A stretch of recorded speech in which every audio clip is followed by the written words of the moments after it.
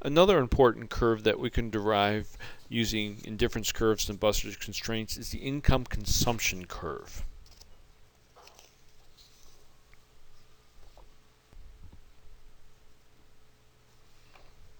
The income consumption curve shows the relationship between an individual's income and their consumption of a good. By graphing the income consumption curve, an economist can determine whether a good is a normal good, an inferior good, a substitute good, or a complement good. Let's use an example to see how the income consumption curve is found by an economist. Janet enjoys concerts and eating out at restaurants. The price of a restaurant meal is $20 and the price of concert tickets are also $20. Her income is $120. What we're interested in is what happens to Janet's consumption of concert tickets and eating out at restaurants when her income changes. If Janet's income is $120 and the price of concert tickets is $20, the number of concert tickets she's able to purchase is going to be determined by the formula income divided by the price of the good. Since Janet's income is $120 and the price of a concert ticket is $20, she is able to purchase 6 tickets. So we're going to graph on our graph 6 concert tickets and 0 meals at a restaurant. If Janet's income is $120 and the price of a restaurant meal is $20, the number of restaurant meals she's able to purchase with her income is going to be found by using the formula income divided by the price of the good. Since her income is $120 and the price of a meal is $20, the maximum number of meals that she can purchase is 6. So we're going to put 6 on the horizontal axis and draw in our budget constraint in between the two.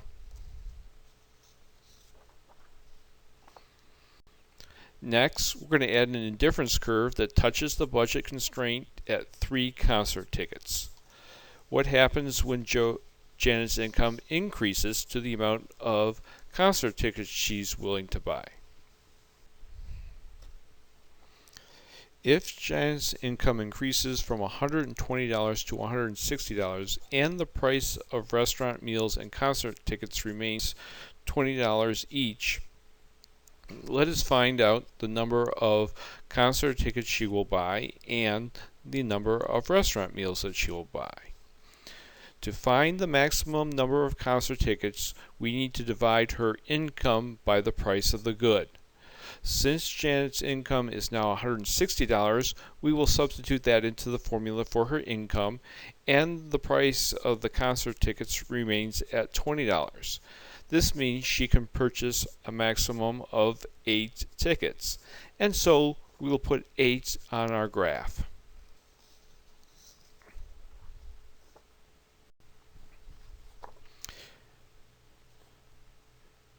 Next, we need to find the maximum number of meals that Janet is able to buy with her new income of $160. To find the maximum number of meals, we will divide the income by the price of the good. Since Janet's income is now $160 and the price of a restaurant meal is $20, these will be substituted into the formula. Dividing her income, $160, by the price of a restaurant meal, $20, gives the maximum number of meals that Janet will be able to purchase. This maximum number is 8.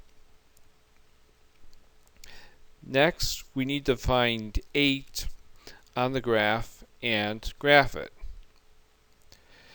Since the maximum quantities that can be purchased for both the number of concert tickets and the amount of restaurant meals, we can draw in the budget constraint between the two maximum quantities.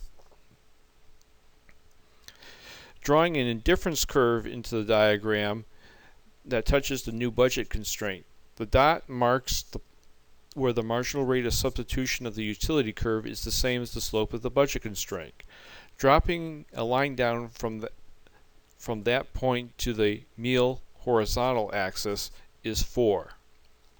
Let's see what happens when Janet's income increases to $200.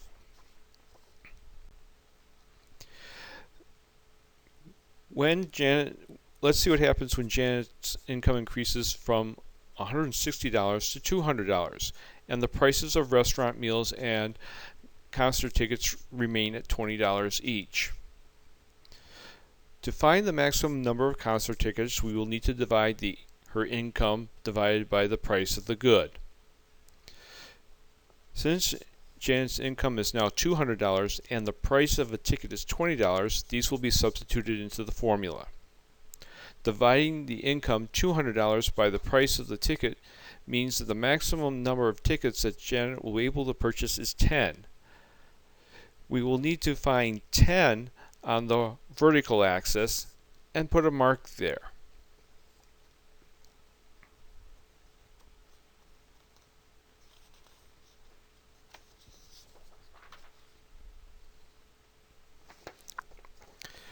To find the maximum number of meals, divide the income by the price of the good.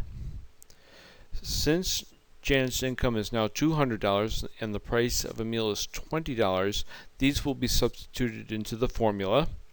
Dividing her income $200 by the price of the restaurant meal $20, that means the maximum number of meals that Janet will be able to purchase is 10.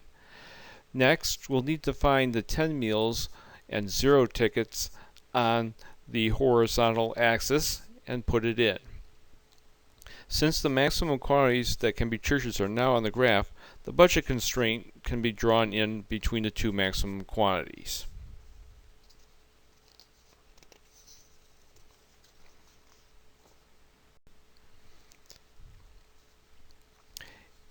If an indifference curve is drawn into the diagram that touches the new budget constraint where the marginal rate of substitution is equal to the slope of the budget constraint, a dot can be placed there to mark where the marginal rate of substitution of the utility curve is the same as the slope of the budget constraint. If we drop a line down to the quantity of meals, we see that there are 5 meals consumed at this new level of income.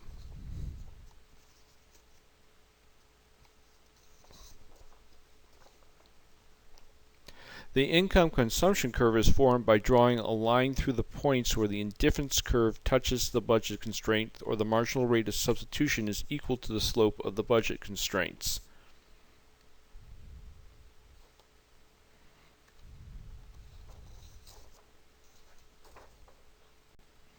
The graph above shows an upward sloping income consumption curve. This indicates that the good in question is a normal good because its consumption increases with the person's income.